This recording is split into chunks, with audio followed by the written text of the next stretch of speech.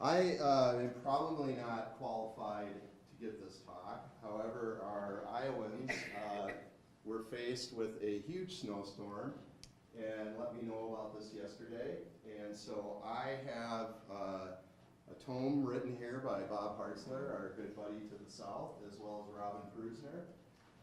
And although I'm not qualified to give this talk, I was born and raised in Northwest Iowa. I was educated by Iowa State University, and so hopefully I can do it some justice here.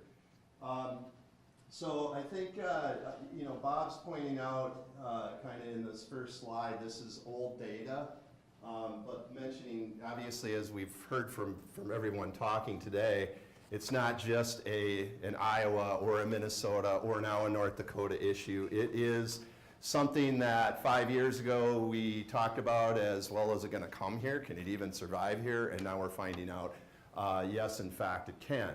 And if you look at, even Nebraska and Illinois, where we're seeing these huge upticks in the plant, establishing and now spreading, it goes to show you that it's a good reason to have a regional plan.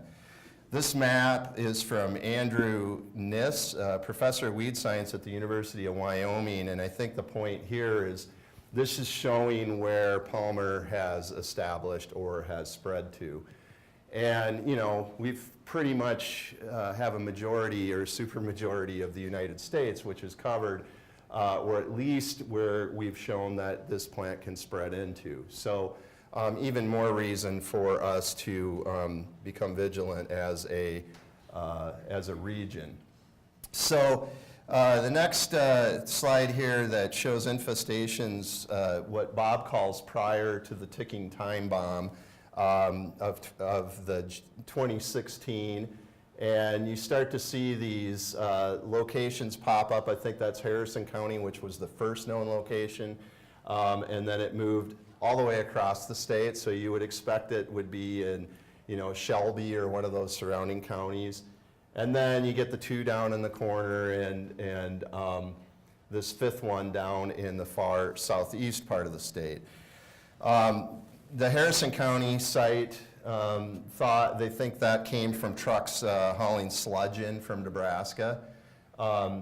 And the Muscatine County, which is all the way on the other side from swine feed. The two in southwest, Page and Fremont, most likely a grain elevator. And then Davis County, this cotton for feed to cattle. So now we go from June to October, and voila, those sites I showed you before were from prior years, from 2013 on. It took 1 year where we get into all of the seed spread through seed plantings in CRP. And again, this is an X on a county, what the infestation levels really are within those counties. I can't answer that, but I'm assuming they're similar to what we've seen up here. And they basically had this issue with spread through kind of that big pollinator effort. So people trying to do the right thing. And by the way, in all these cases, no one's intentionally trying to put Palmer amaranth out there. It's unintentional. So keep that in mind when we talk about this. We go to a year later, and 2 more counties have been picked up. So now there's 54 counties in Iowa that have been infested. The noxious weed law was changed in 2018. The Iowa Department of Agriculture and Land Stewardship was prioritizing the weeds that were listed on the noxious weed list. And there's an administrative rule and process that would be making Palmer amaranth as a must eradicate weed in Iowa. And again, in Iowa is very similar, I'm assuming, to North Dakota, where we have in each county a county ag inspector.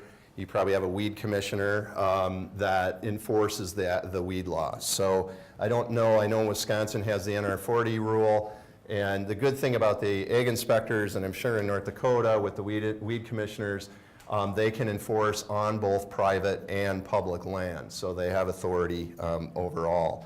And I think that's similar in Iowa.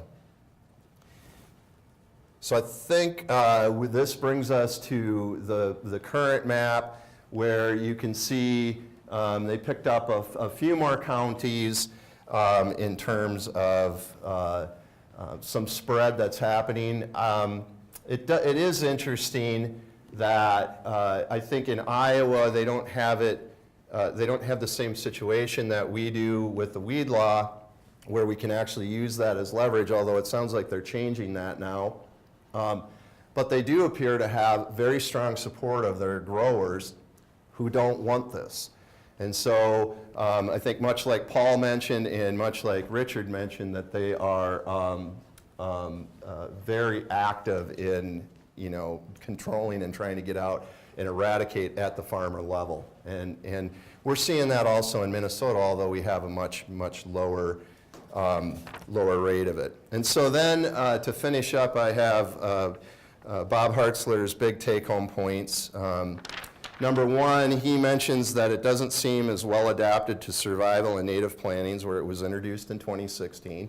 I would concur with that here in Minnesota.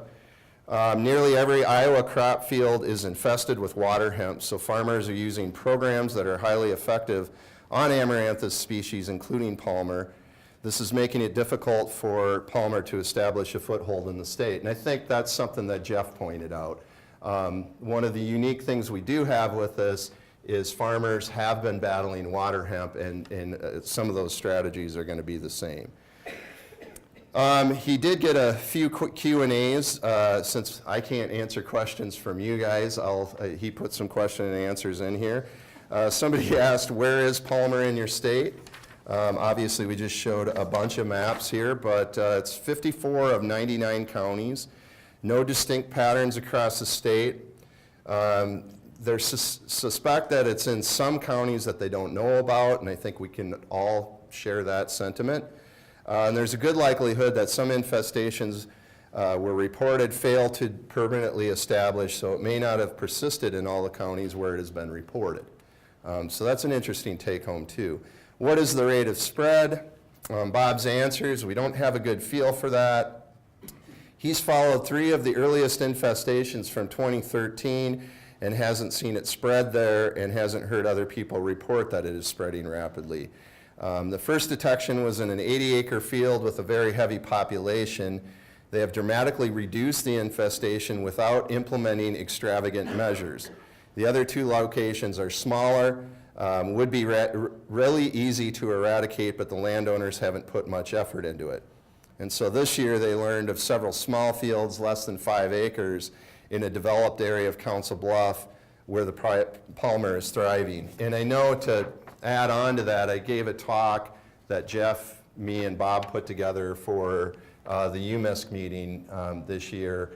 And Bob had sent me some pictures of some of these small plots around the outskirts of Council Bluffs. And those are industrial lands that they're being rent out to farmers dirt cheap, and so the farmer's not going to put a lot of effort into there, and they're going in and cutting the crop out, but that Palmer's just growing on the outside and the city's not doing anything about it.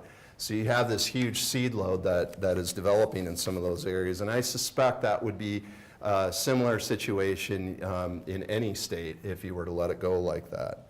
What approaches to management, regulatory, and education have you taken?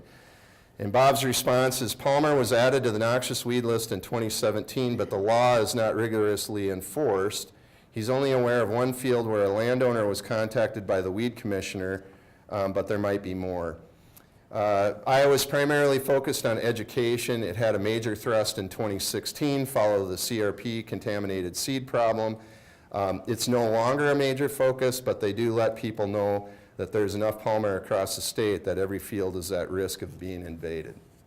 So another question they had, how have producers and agricultural groups responded?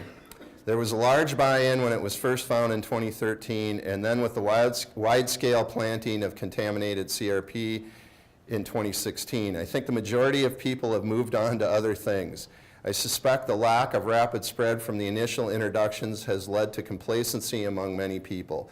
Every year, our field specialists solicit phone calls and reports from farmers and others in the ag industry of possible Palmer amaranth, and most of them are cases of mistaken identity. However, the few identifications that are made each year are usually in crop fields.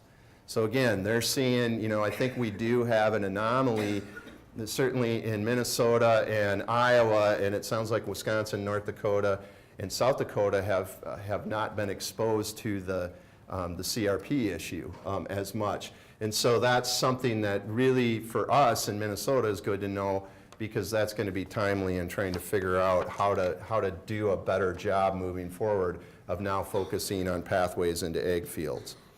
What system do you have for reporting? Bob's response is nothing official, just request that people contact us when they find it, and that would be Iowa State University in that case. We haven't kept track of specific locations within counties, except for the initial ones in western Iowa where I make my annual visits. We do not feel it's our responsibility to contact Iowa Department of Ag and Land Stewardship when somebody notifies us of new findings, although with the initial ones we did, but at the same time it wasn't listed as noxious. So that's the Iowa report. And like I said, I can't really answer questions specifically other than what Bob provided.